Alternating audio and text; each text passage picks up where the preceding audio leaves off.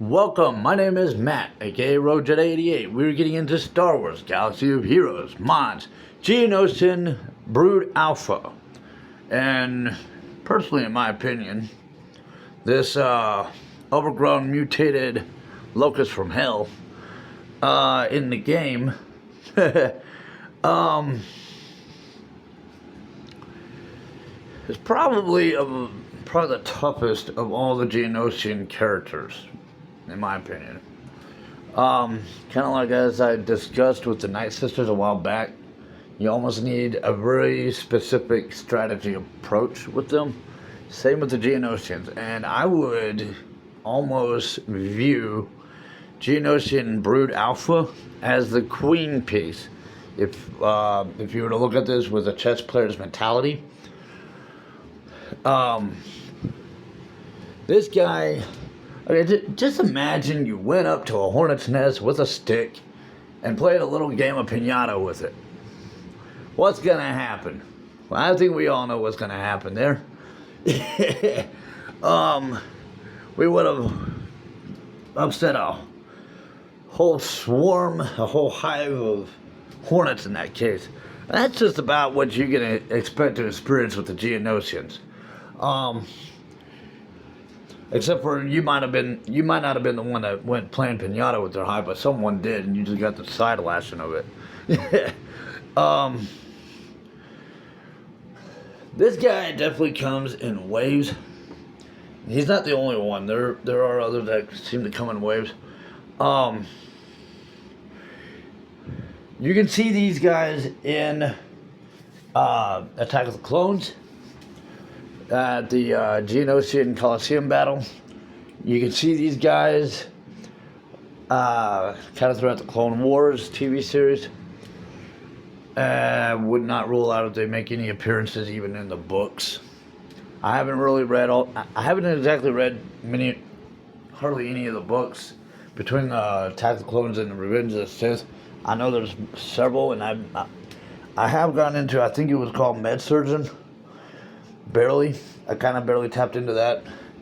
But I would not rule out that these guys if the Geonosians make more appearances even in the books for the Clone Wars, at least for the Geonosian phase of it. They do in the Attack of the Clones, so. But Geonosian Brood Alpha.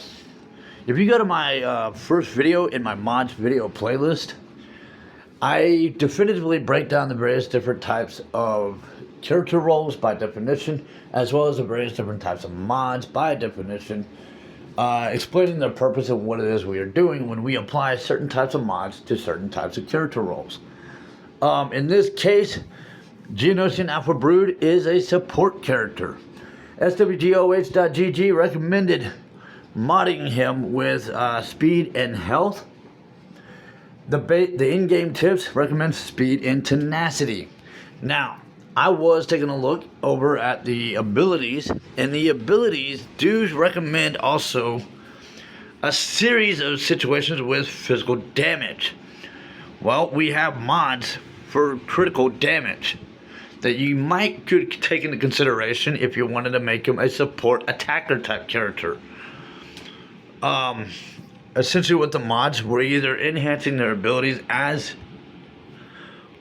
what they're intended for in their role purpose, kind of doubling or tripling their abilities in that position, or you can kind of like cross-train them in a sense to function with another character role's functionality, abilities.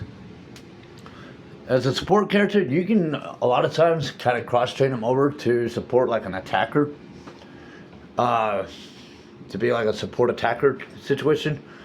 But they are largely recommending between the in-game tips as well as the SWGOH.GG to essentially cross-train him to be a tank, a support tank, basically. A tank is not necessarily the vehicle that you might be thinking of.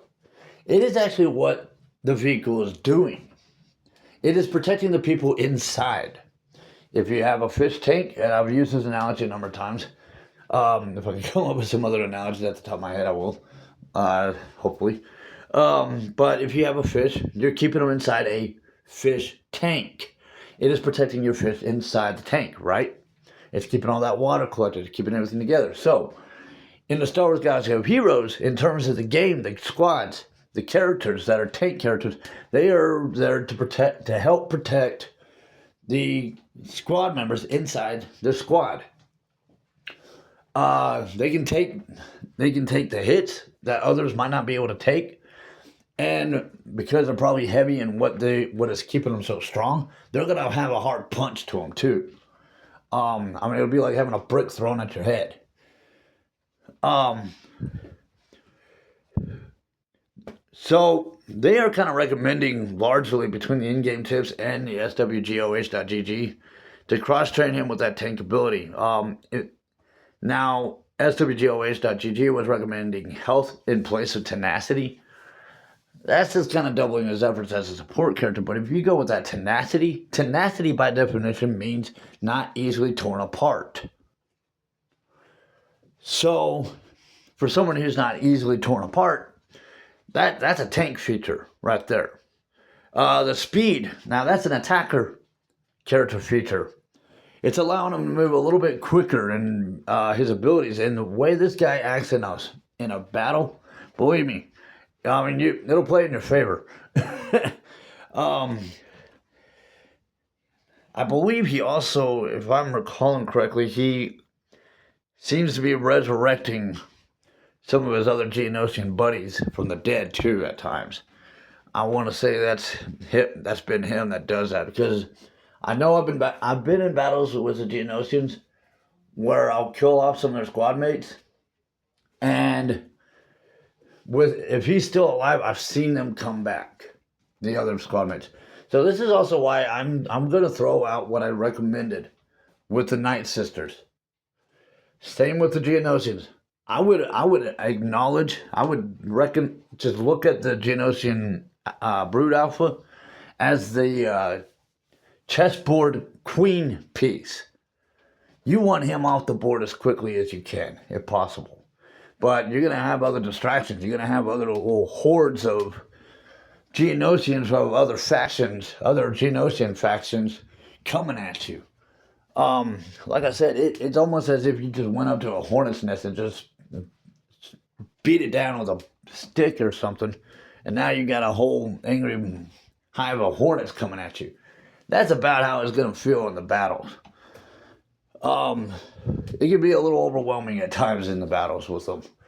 But I would definitely acknowledge Geonosian Brood Alpha as a queen piece of a chessboard in the Star Wars Galaxy of Heroes universe.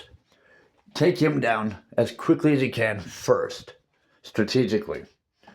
And I know there is a Geonosian that does do some taunting, so I can't, at the top of my head, I'd have to backtrack to which one that one is. But that one, just like with the Night Sisters, with the Night Sister zombie, you might have a little interference. And you may not have a whole lot of choice but to put up with that interference unless you go in with a character, say like a maxed up Darth Vader or a maxed up Phoenix Squad Rex, someone who can actually kind of do a sweeping of the squad, and also rally in other characters to join in on their attacks as well. That way it kind of helps thin them down quicker, thin down these Geonosian opponents quicker. If you have someone that's taunting you, that can be a bit of a distraction when you're trying to take down who you really want off the board quickly. And in a sense, I mean, the Geonosian Brood Alpha is not a tank character. Whoever the taunter is, that's probably the tank right there. I'd have to look to see which one that is.